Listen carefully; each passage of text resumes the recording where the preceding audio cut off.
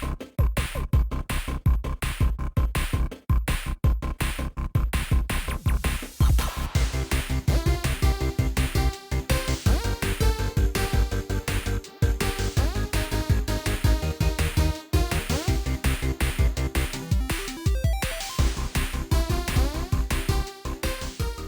everyone, welcome back to the channel. In this video, holy crap everybody, I've hit it. I've hit a personal milestone that I set for the channel. In fact, I set this a while ago, of 486 subscribers. And I know that's a very odd number. It's like, well, why not 500 or why not 1,000? Well, originally this video was supposed to be the 500 subscriber milestone, but I kind of put up a poll to see if I should build a 486 base DOS PC at 486 subs. Because I thought, hey, that'd be kind of a neat thing, kind of a dorky retro joke, and sure, why not? Maybe I'll get some votes, and no, overwhelmingly yes. So I'm going to be building a 486 base DOS PC, which is something I've really been wanting to do for a while. I've actually had some parts gathered around and getting more and more parts gathered around to do this for a little over a year. And I've just been putting it off because I kind of wanted to do it for a milestone video. I kind of felt that would be a more appropriate thing for the channel, since the channel's grown so much and actually grown pretty fast. I'm actually really excited, and I can't wait to get started with this. So let's talk about it. Now, obviously, I'm not going to be building the most powerful of 486 base DOS computers. Like, realistically, I could go to forums. I can go to like Vogons and Venture Computer Federation, all that stuff, and see what the most powerful 486 socket 3 board was, and get the most powerful CPU that could take, that's technically still 46, and max out the RAM, and L2 cache, and get the most powerful PCI.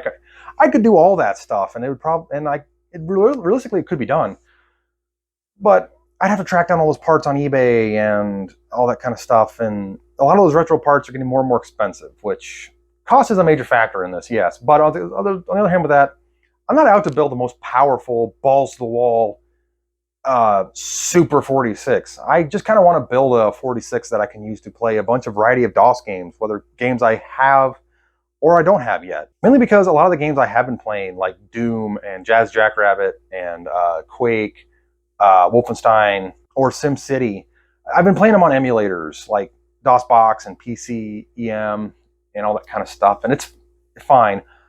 Or I've been playing modern re-releases that are on Steam or GOG, and again, no problem with that. Like, if that's the way, it's done, then it's done. But I kind of just want to play them on authentic original hardware. There's just something about the appeal of playing on a CRT, listening to an old style hard drive, clicking and whirring, and the time it takes to power up one of these machines, and playing them on authentic hardware from the time these games were designed for. It's kind of a strange nostalgic feeling, even though I'm not nostalgic about a lot of these games. A couple of them I are, like SimCity. I'm very nostalgic about that game, but like Jazz Jackrabbit, I've never actually played before, except for actually fairly recently, with the past few years. Just because it never on console, so I could never play it. It's kind of the same thing with like the Windows XP machine that I built, or the reason why I still have all my old consoles. It can be played on modern stuff easier, yes, but it's a interesting retro feeling almost to play them on authentic original hardware. Not bashing anyone who prefers emulators or prefers modern ways of doing it. I kind of want to play it on authentic hardware. That's kind of why I want to build this 46. So yeah, it's not going to be the most powerful thing ever. For the time being, this is just going to be a nice middle ground, middle of the road machine, just to get things, get things going. Or test hardware. Like, I could benchmark ISA video cards on an authentic machine, and I have to worry about compatibility issues like I've been having with my AGP test bench. Or I could test different sound cards finally and see how different sound cards are supposed to sound between like the Soundblaster 16, the AW32s, the AW64s, or in the ESS audio drives and all the other clones. It'd be a bench thing too. Let's talk about building a PC and what parts I'm going to use. But first off, when you talk about where I'm getting the parts, so obviously the parts are going to be coming from my computer room behind me, and unfortunately I'm not going to show anything of that room. That room is an absolute disaster right now. Since I've got this room basically done, it's just this kind of corner over here I'm kind of still fiddling with how I want it done. That room I'm measuring out to build benches and stuff like that, so I can display the PCs, the 5170 now that it's basically done, and a couple other computers I want to kind of just set up and display. So unfortunately that room's kind of a mess. I'm not going to show any of the parts, but yeah, I have the parts laid out on a bench, so let's go look at them and see what we got. What a lovely display of vintage hardware. Perfect for building a 486 in a mid-range gaming computer anyway. Nothing special, nothing uber to talk about, nothing's, you know, groundbreaking here, but we'll start with the motherboard. It's a very nice motherboard too. Run-of-the-mill socket 3, non-ZIF or zero insertion force socket 3. Not a huge fan of this part, but you can't be too picky when trying to build a 46 PC, because you know how with how old hardware is, trying to find a functional board and to find a board that's perfect is, you'll either be super lucky if you find one, or you'll have to shell out a lot of cash. But anyway, we have just a nice layout. We have the only port, which is a 5-pin AT style keyboard. The older style AT power supply here, the 10-pin. 8 30-pin SIMs. Not ideal for what I wanted. I kind of was hoping to find one with 32 or 72-pin SIMs, but again, can't be too picky. Single 8-bit ISO slot, 3 16-bit ISO slots, and 3 VLB slots. I really wanted VLB, just because some of the video cards on the VLB bus are more powerful and faster in DOS games than their 16-bit ISO counterparts. Asterisk on that. Depends on the chipset. Some VLB cards are better suited for Windows and are better for GUI accelerators, and in DOS they suck. And some are the exact opposite, where they run great in DOS, but graphical accelerations of like operating systems, they suck. But yeah, not my ideal board. It has it supports a wide range of 46s, including the 46, the SX, the DX, all the way up to 50 megahertz. So technically, I think this would support. I think this will support the DX4100. I think. I know it supports, right as it sits right now, the DX2. There's supposed to be a jumper somewhere around here, but it's not there, to switch it to 3 times multiplier for the DX4. But I'm not going to focus on that right now. This is where the soldered-in processor would go if you're putting in a ODP replacement, but it's not there, so don't have to worry about that. And it has, I think, 256K of L2 cache. Now, I do want to mention that this was not on the board originally. It was just 128K of L2 cache, because this had a weird processor on it, actually. But unfortunately, that CPU did not want to boot at all. So I did power test this with just a DX33, and it boots and posts just fine. And then I also came across another board that was dead that had an additional set of RAM on it, L2 cache, so I popped it on here. They're close, but not identical. Actually, no, they are pretty well identical, aren't they? Except for this one. I don't know why that's a 9346 instead of the 347, but anyway, yeah. So I believe this is 256K of cache. I originally wasn't going to put any cache on here because I wanted to see what it would do without cache, but the thing is, I don't want anything to happen to these cache chips. I don't really have a great way to store L2 cache except for on the motherboards that they're on. So until I get an anti-static foam packing material to store my cache chips in, they're going to be on the board. So yeah, we'll just leave with 256K cache. But again, this is not the ideal board I wanted to use. It's got some things I didn't like the non-ZIF here and the 30-pin SIMs, because it's kind of a pain finding 4 matching 40-pin SIMs, even on eBay purchases, unless the seller specifically knows what they are. In fact, another option I had, this is another 46 base board. In fact, it's about this from the same year. It's got the American Megatrends BIOS from 1993. This actually has a 0 insertion force socket, which I really wanted to use, but it only has 2 VLB slots and 5 16-bit ISO slots. That's not a deal breaker or nothing, but it also uses the same 30-pin SIMs. This one has, that has 15 nanosecond L2 cache, but only 128K of it. I don't think that would affect anything though. But this thing does have a few problems. One is it's missing the Dallas real-time clock. It was missing when I got it, which absolutely does suck. But I'll have to see if I can find a replacement for it to even see if this thing even boots up and works. But the other problem is, so yeah, that's one of the reasons why I don't have it, didn't use it, because I don't have the Dallas real-time clock, and it still uses 30-pin sims, and all that stuff. So yeah, maybe it'll work, but I don't think it actually does. In fact, I don't even know what board this is. So yeah, didn't want to use this board. In fact, my preferred option was this. This was nearly perfect for me. 3 VLB slot, 3 16-bit ISA, 1 8-bit ISA, voltage regulation so I can use 3.3 and 5 volt CPUs, 72-pin sims.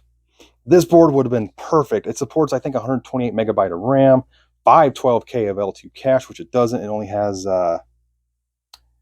256K, and those are 15 nanosecond too.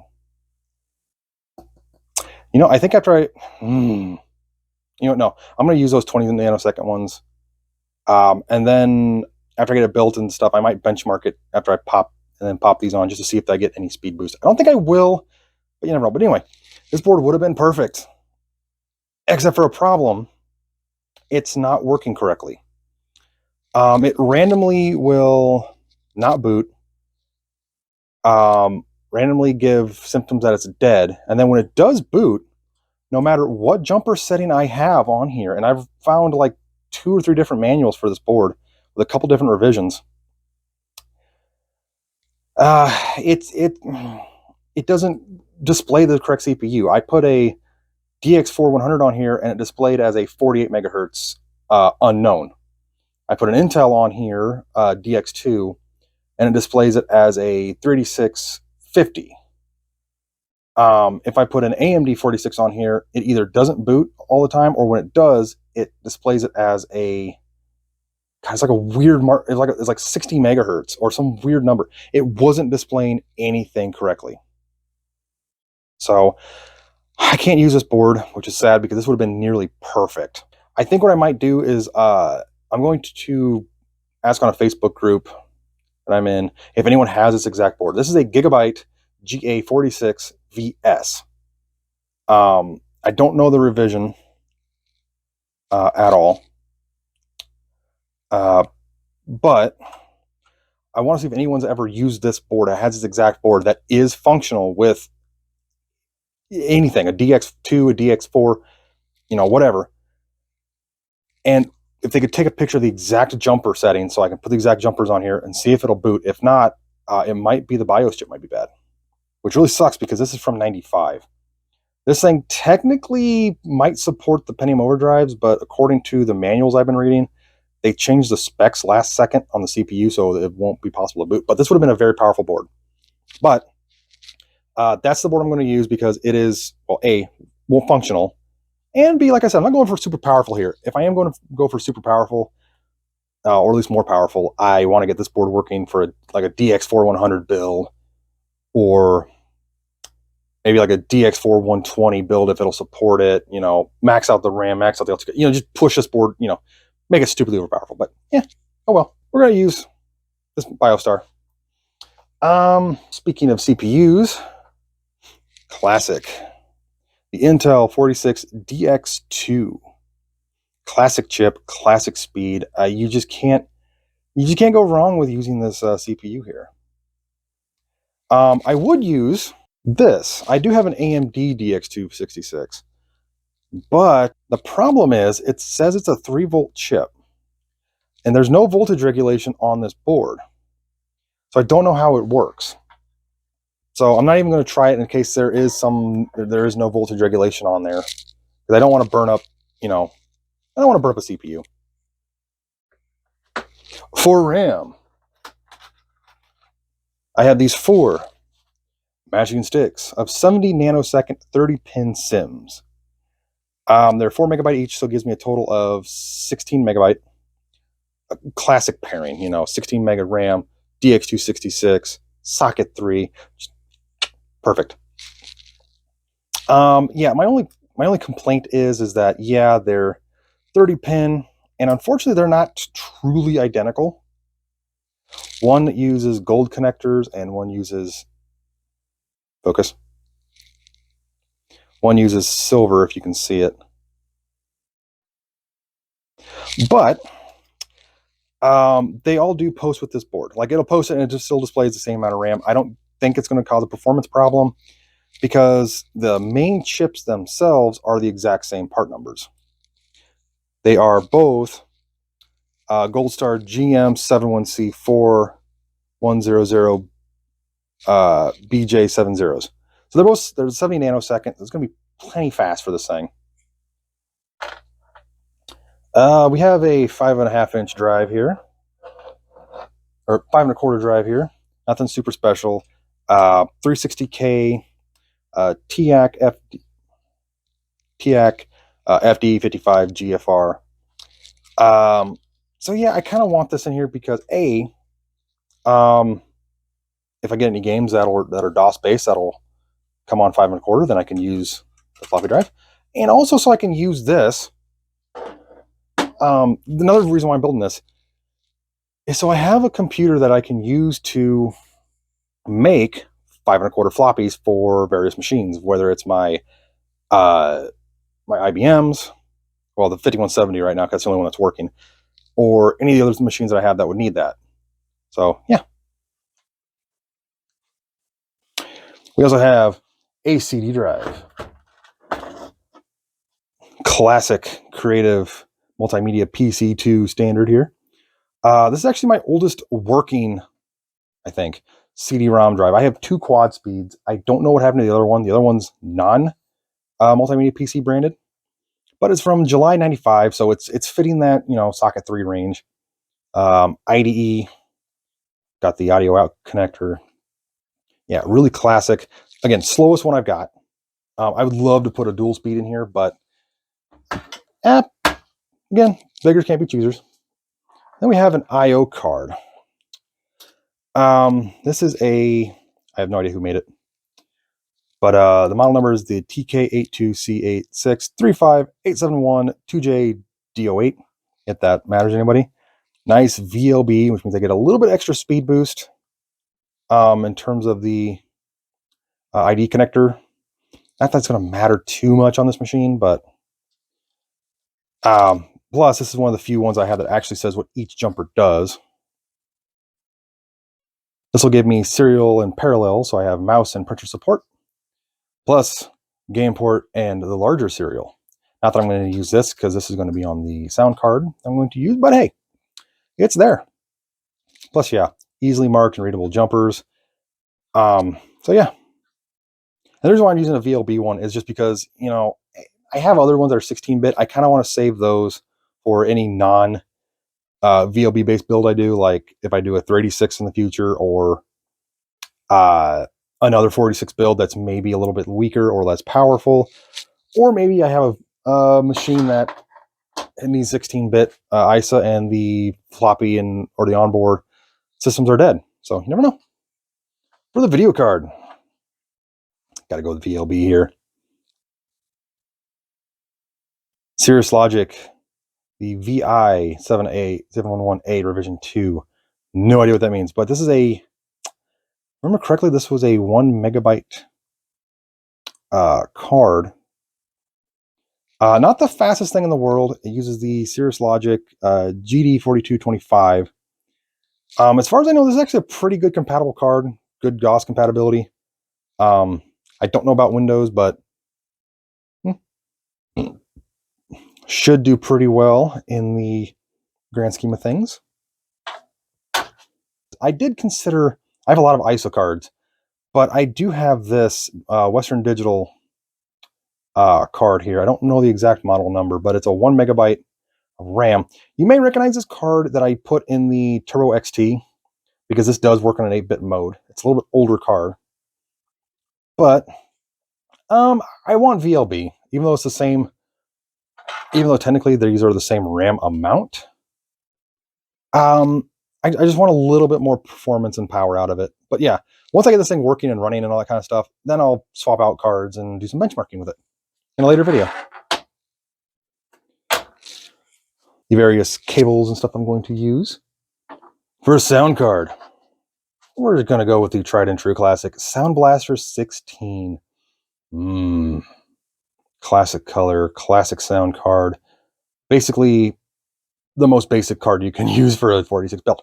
The one thing with this card, though, this is the Soundblaster 16 Mitsumi, which means all this stuff here is useless to me because this is for the Mitsumi only drives. But beyond that, it is just a generic Soundblaster 16. It does have the, I think this is the QSP or ASP chip, whatever Creative called it. It's probably going to be useless in this build, but the actual OPL chip here, the YMF262-M, that classic volume knob. And yeah, the game port, which I'm going to enable. Wavetable header, CD in, PC speaker. Yeah, this is a really classic card. And I want to start with this card in here because I want to see what it's going to sound like at the beginning with just Sound Blaster. Because I did have a lot of other options that I might do later for like an upgrade or side grade, whatever, to just see what it sounds like. And that's this. Another Sound Blaster 16. This is a later CT2230, but it has all of the headers on it. Creative, Panasonic, Mitsumi, and Sony. I still don't think I can use this. I think those are still the proprietary connectors. But it is missing the ASP module, which is weird because when I type in this part number, it shows it's supposed to be on there. But hey, it's basically the exact same thing. Everything else is the same, except it doesn't have the volume knob, has one extra port. And it actually uses a Creative OPL chip. So, yeah. I decided not to use this one. I also thought about maybe using a clone like the ESS audio drive, but I have another use for this I'm going to use. Yeah. I mean, the audio drive is a very, very powerful clone card. In fact, I think it's actually a little bit better in some ways than... but yeah, very compatible clone card. In fact, I've actually heard that these are actually a little bit better than the original Sound Blasters because these have better compatibility with Sound Blaster Pro and Pro 2.0, but I don't know. That'll be for a later thing. I could have went budget and used a Vibra 16, which is basically just a cost-reduced version of the Sound Blaster 16, and I might later on if that other one gives me fits. It actually does have an OPL chip. Jumpers, no headers for any drives. It still has a wavetable header, so if I need to, I can use that. I could have used one of my two AUS64s, but both of these have issues. This one, this blue connector is a little loose. It has one bent pin on the memory upgrade. Not a big deal because I don't have a memory upgrade, but it is there. Or I could have used a non-budget of the AUS64. A little bit better than the other one. Just a little dirty. The problem is that it has a broken off capacitor, and I don't know how it got broken off. But yeah, I chose not to do this route because, well, A is I want to start off with a weaker card, the Sound Blaster 16, and then I work my way up to more powerful cards. But yeah, it needs repaired. My other option was this. Now, this is not a AW32. This is just the Sound Blaster 32, which is identical to the AW32 apparently, except it has no onboard RAM. And unfortunately, I do have 30-pin sims to add to it. But this card I wanted to use, but again, it's something I want to try the original Sound Blaster first. I want to see where this thing's going to sit first in terms of sound. So, yeah. In terms of case, I have this lovely beige beauty here. Has the megahertz display, which I think I actually have it set right. Because I actually plan on doing this about a year ago, but yeah. If you remember, I talked about this board not working. Yeah, I was going to use this board in this, but it no longer boots and works correctly, so I put it on hold. But I did get this display to read 66 megahertz, but we have classic stylings. We have the 3.5-inch drive, the clicky power button, turbo and reset. Already has a power supply with all the cables I need. So yeah, let's just let's get this thing built because I want to play some DOS. Okay, I should mention I don't have the outer case with me right now. It's not down here in my basement. It's out in my garage because it's kind of scuffed and scratched. This thing was it was a beat up, industrial computer when I first got it. So I think I need to either paint or do something for the outer, like a wrap it with something. I just don't know what yet. All right, let's start installing some parts.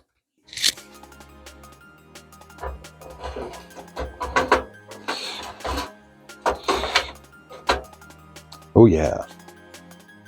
Oh yeah, I almost forgot a part. The hard drive. A Caviar 2420. Yeah, this is actually the oldest hard drive I have. It's still functional. I think I've already formatted it, but it's from 94, 425 megabyte. Perfect. Anyway, back to building.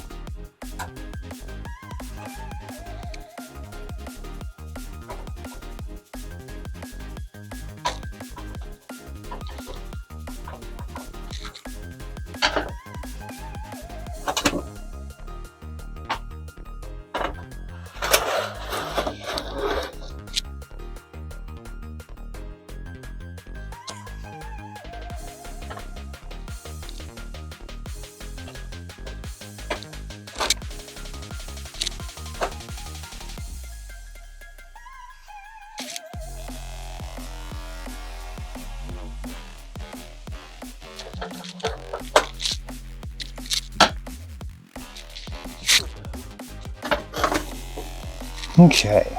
Let's install the CPU. Now, there's no, on the Zero Ziff one, you put it, would there be like a lone little pin by itself? I'll show you on this one. Right there. You can line that angled piece up with it. But because I'm using the non-Zero Ziff, I have to, it actually is very nice. It actually has the angle right there. So, ooh, yeah. Now I'm telling you, I should probably put some sort of cooler on here, but it really doesn't need it. I do have one, but it's a little bit dirty. I need to get the dirt and dust out of it and then get some thermal compound for it. So, yeah. Install the RAM.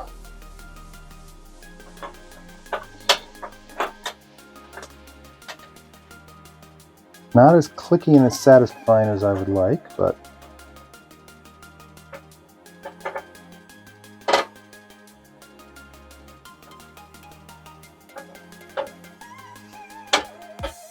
okay. Okay, so double check the jumpers on the RAM, the cache. It should be 256K. It should.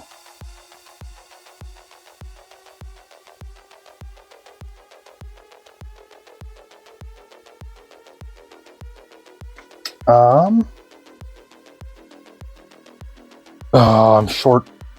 I'm short of standoff. I'll just steal one from the boards I'm not going to use.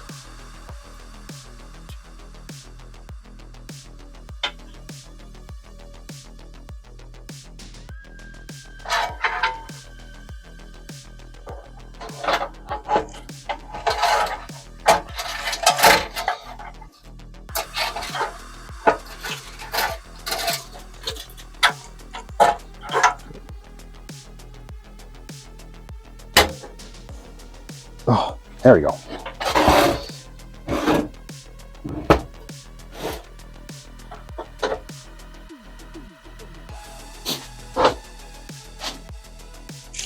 That's not my screwdriver. Where'd it go?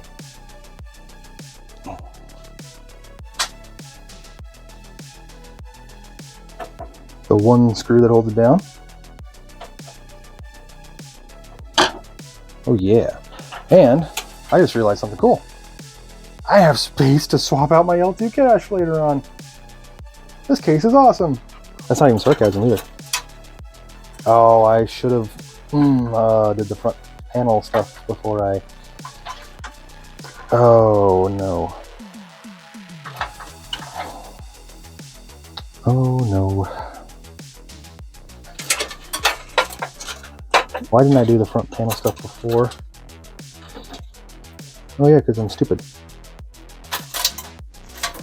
Got the speaker. Actually, wait, wouldn't the speaker also plug into the sound card? Or is that? Wouldn't it? Ooh, it would. So I could get PC speaker. Do this. We're gonna do that.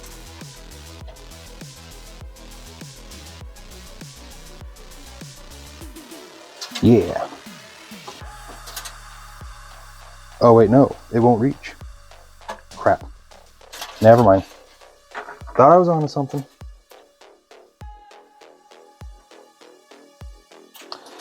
Okay, turbo LED, turbo switch. Hard drive LED will go on the I/O card. Power lock and key. Reset switch. All right. Now we can start doing everything else. Just for fun, I'm going to put the video card way down here at the bottom. I think that'd be fun to try and get out later. Oh yeah. Perfect. I think the I/O card. Okay, so if you're ever building one of these computers that has the AT style connectors, well, first they need kind of be wiggled on there, but they need to go on a certain way. And if you put it on backwards, like this, motherboard's gone. Black to black, no matter which way it goes, and these only go on one way. Gotta kind of finagle them on. I said finagle on. There we go. And finagle on. Power. Okay, now let's get all the drives plugged in with power. That's not gonna bite me in the butt later trying to plug this stuff in. Okay, we have an extra Molex that we can use for something.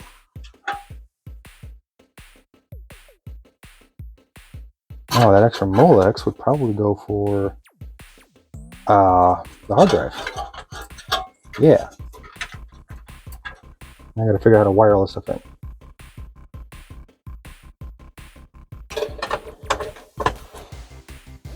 By the way, if you're into modern computers, you're not gonna cable manage this thing, right? So, never. Okay. So this one I'm going to put in this slot up here.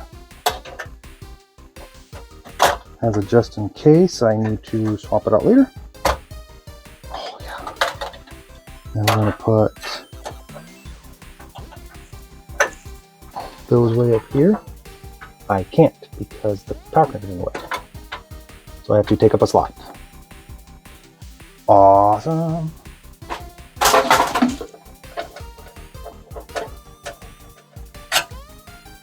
Okay. And then we need CD-ROM. Sound card's gonna go down here near the bottom, just because of how large and in charge it is. Oh yeah. Clickety click. Plug in the audio. Cool beans.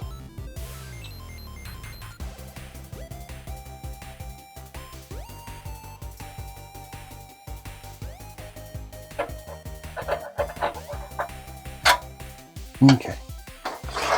And now we need floppy.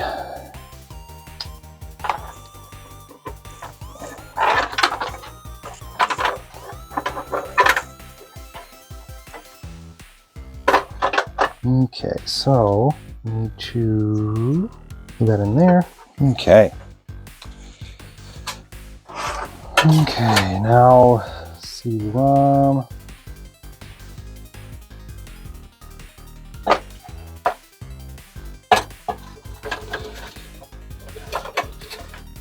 Okay. Oh yeah, I got a plug.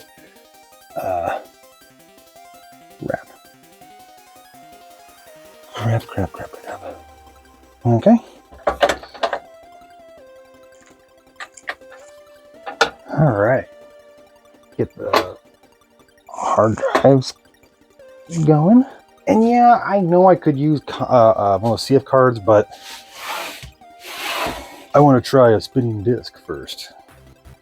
Okay, mainly also because of the fact I only have one CF card adapter, and unfortunately it is not suitable for this type of installation. It's one that I would have to actually plug onto the card itself, the IO card, and yeah, and it would not work correctly because then I wouldn't have a CD drive. But anyway, look at that. That is a proper looking IO panel. After I put some more shields on. But anyway, let's get this thing fired up. I want to see if it works correctly with everything installed. Make sure nothing's conflicting. And then we install some DOS.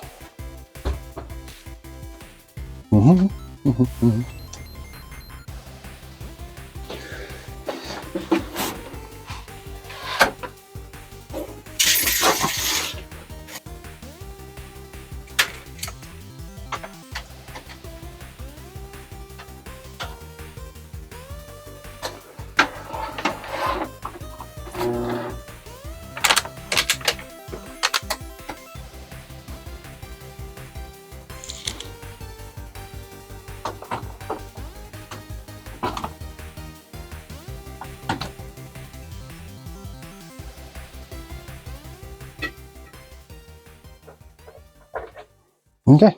Yeah, for right now I'm going to use this Sony that I had on the 5170 just because I want to make sure everything works.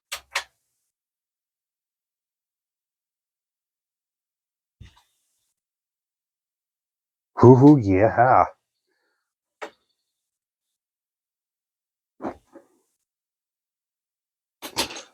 Stuff's not working correctly. Well, the megahertz display is not working. Oh, because it has a... Oh, yeah. That's good.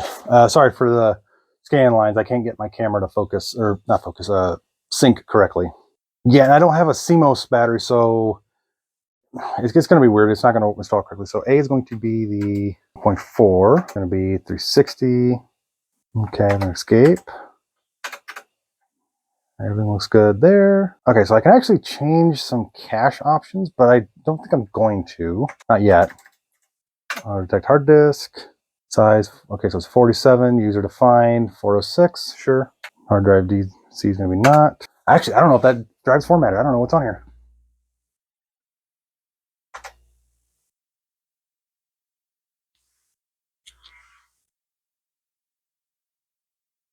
Oh, cool. Windows 90. Oh, okay. I thought I had formatted that. I guess I didn't. Okay, so interesting. It's setting the M3D. Whoa, what? Where did this hard drive come from? What is on this drive? Mouse. Oh, cool. It already has MS-DOS 6 on it. Let's see what's on that. Set blaster. Okay, so it's trying to start. Okay, so it's just trying to start Windows. Okay. And there's no config.sys. Huh. So, Soundblaster. So it does have some stuff already on it with a matrox. Huh. Okay, so change of plans. I can't find any of my DOS install floppies. I need to find them. So I put this thing, I put my CF card reader in there just to, just see if this thing works. So this has DOS 6.22, and this also has Phil's Computer Labs MS-DOS startup menu, which is really good for computers like this. So yeah, we're just going to do, I don't have a mouse, so I don't remember what's all on this thing. Oh, CTCM. Oh, okay. Okay, so yeah, I must have been messing with Soundblaster stuff at some point. It's stupid that I'm installing any Soundblaster stuff right now because, okay, like I said, I'm just messing around for right now. I want to see what this thing's going to benchmark at. Okay, so because I got some shadow RAM stuff going on, it's not truly, yeah, 128K. Okay, we're just gonna go expanded memory, I think that's right. Okay, so yeah, Soundblaster is set, so cool.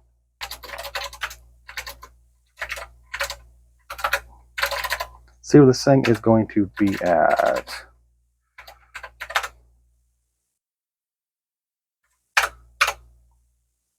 Okay, so I'm getting a score of 180, 181, which is basically a 4666 clone. Interestingly, the closest matched system, which somebody submitted, was a DX266 with a STB S3 Verge GX card. That's a PCI card. Okay, so let's hit the turbo button and see what happens.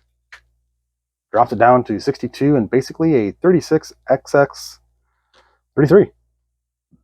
Cool. Okay, so this is also from Phil's Computer Lab. This is the DOS benchmark pack. Like I said, I'm going to redo this when I get an actual hard drive working in here, but for right now, this is just the CF card stuff. So let's see what, see if it'll run Doom at max details.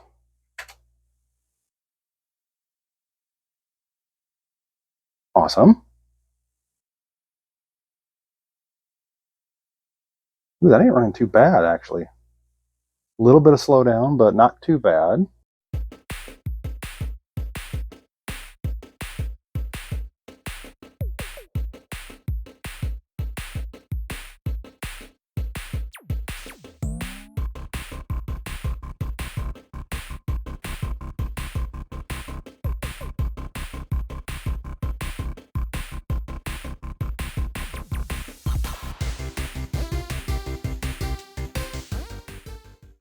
Okay, so we had 2134 and 3193. I'm gonna obviously what that is later. So let's see if it'll run the Quake time demo.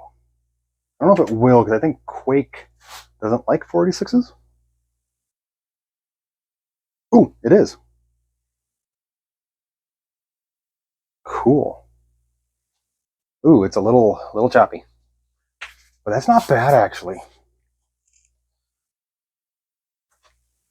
That's not bad at all. Never mind.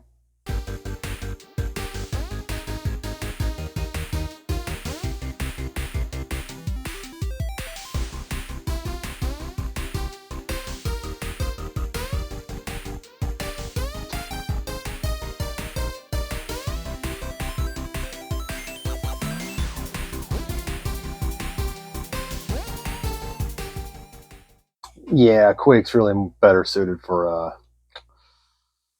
Pentium, but it is running on this, so that's impressive.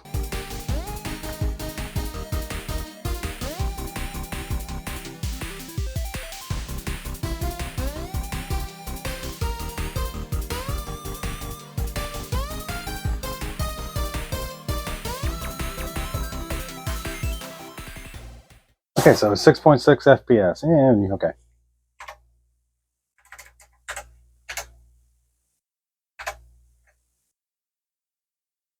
Okay, so now we're gonna run these three right here, just because every 46 or DOS PC I build, I'm gonna run these anyway. So this is gonna test the video card mainly. Oh, that's actually pretty smooth, actually.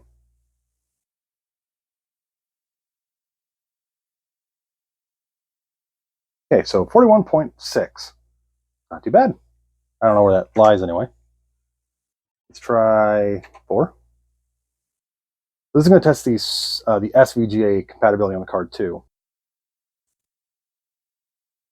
Ooh, that's not very good.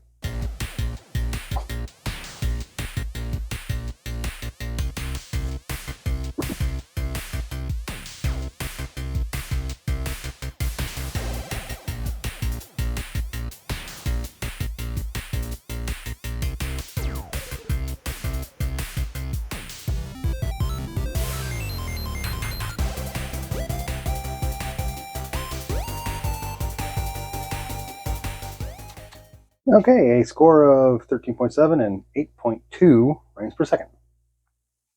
I think that's good. And PC player benchmark. 640 by 480.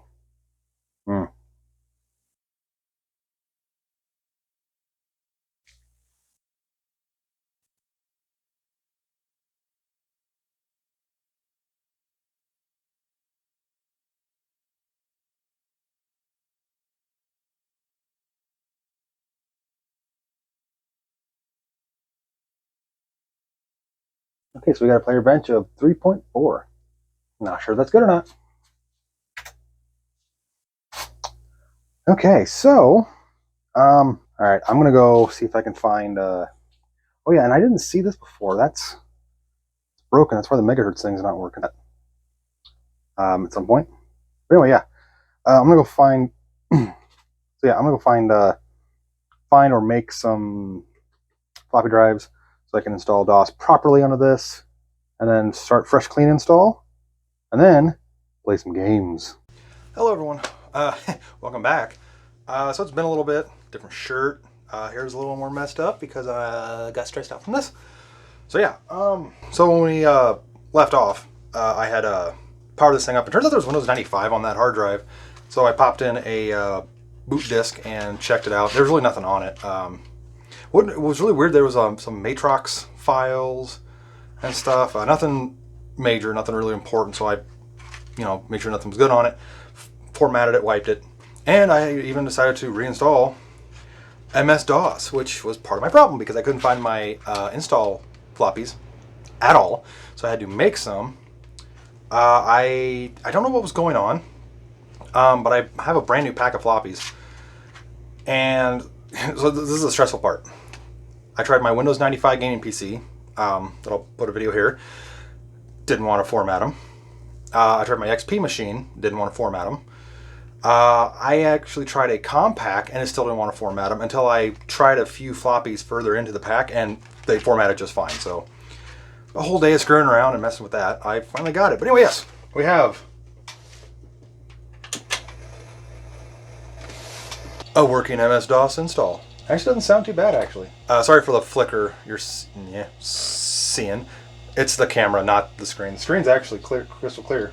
So yeah, right here we have Phil's Computer Labs DOS startup menu, which basically gives you expanded memory plus mouse and CD-ROM, extended mouse and CD-ROM, conventional mouse and CD-ROM, and then without CD-ROM, and then without anything.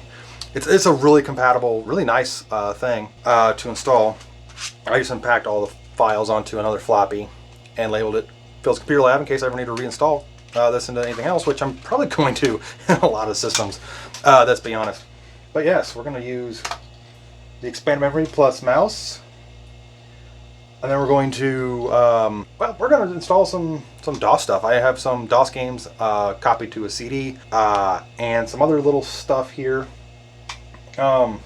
With that, on this floppy as well, is the SB Basic executable, which basically just installs the stuff needed just for the Soundblaster 16, including the drivers and the initialization stuff. It puts automatically in the config.sys and autoexec.bat.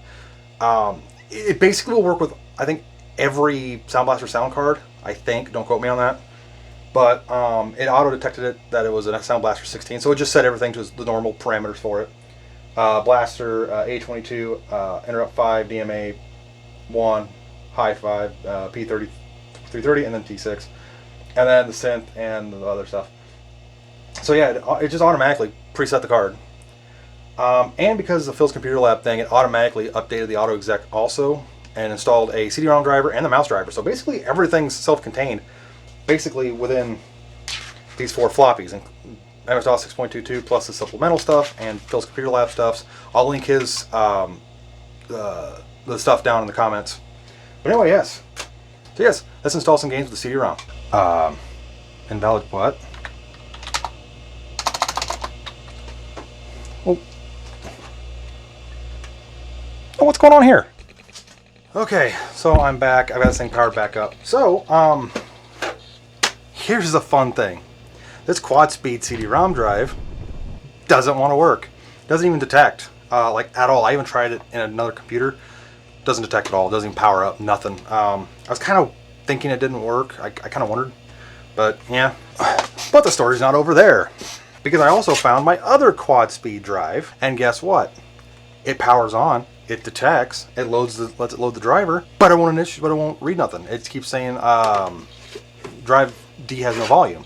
And there it goes spinning up. I tried another CD-ROM drive. It was the same way. It detected, powered up, and all that stuff. It just didn't want. It didn't have no volume. It would not read anything I put in here. So I popped in this very later black one, and it detects and reads. Oh. Yeah, see, it detects and reads just fine. Funnily, the disc in here is labeled 46 stuff because it's got a bunch of games. I installed a bunch of games on here while I was at it, so let's test this thing out and see how it runs some games. Because right now I'm I need to distract myself from how irritating this was. Oh yeah, I also got the megahertz thing working. The wire came unhooked, I had to replug it in. And I even have the turbo and hard drive LEDs working. So let's try some games. Well, first let's try some benchmarks.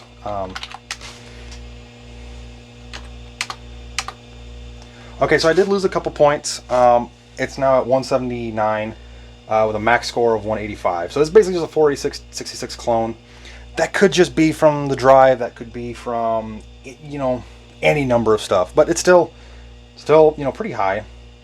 Still detects itself as a DX266 with the VGA STB system with the S3 Verge GX. Turn off turbo, or turn on turbo, I guess, whatever. And it drops down to 62, but it's still reading as a 36 SX at 33 megahertz. So nothing's really changed there. So awesome.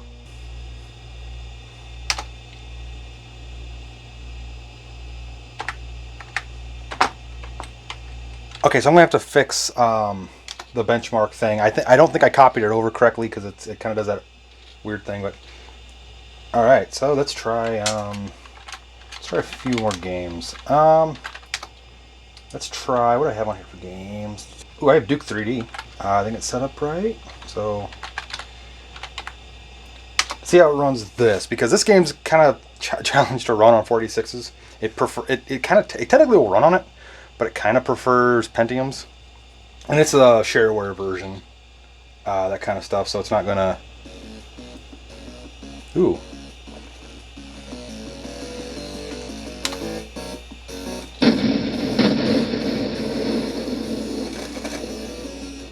That doesn't sound too bad. So this is not the Atomic Edition. LGR's video does a lot better job of showing this thing running poorly, but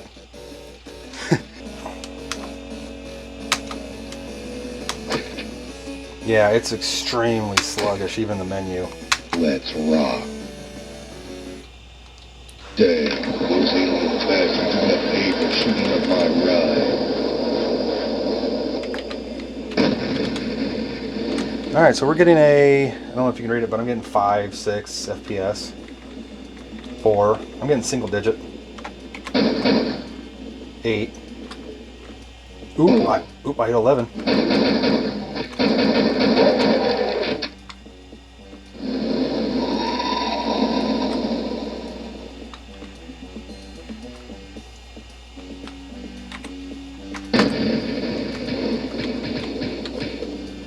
Yeah, so single digit frame rates for this, not the best. And there's really nothing I could do to improve that right now, so I doubt that the Atomic Edition would make that much of a difference. Now this is not the shareware version, this is the full version. It's actually Ultimate Doom from GOG, because I'm not lucky enough to have an original copy of Doom.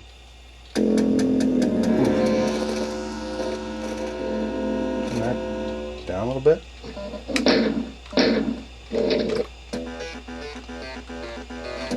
Ooh. That's running pretty good, actually.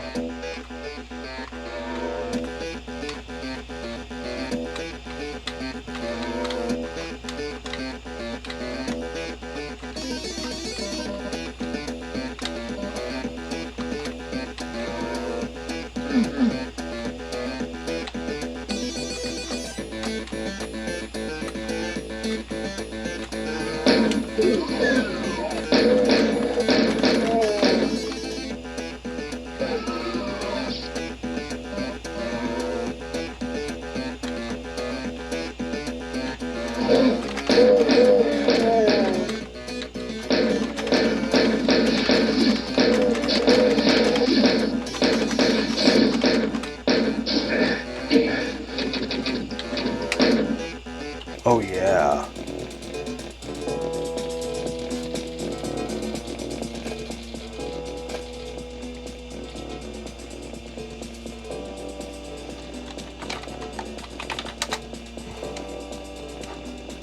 I have none of those.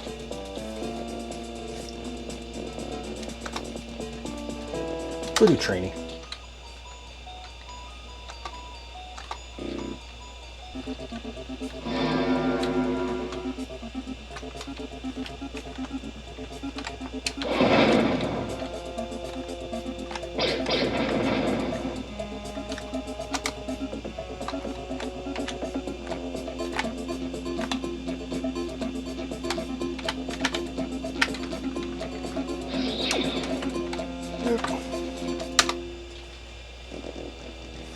This thing runs games amazingly well. Doom runs great. Duke Nukem's a little sluggish at single digits, but I'm sure that's normal. Descent runs okay, it seems.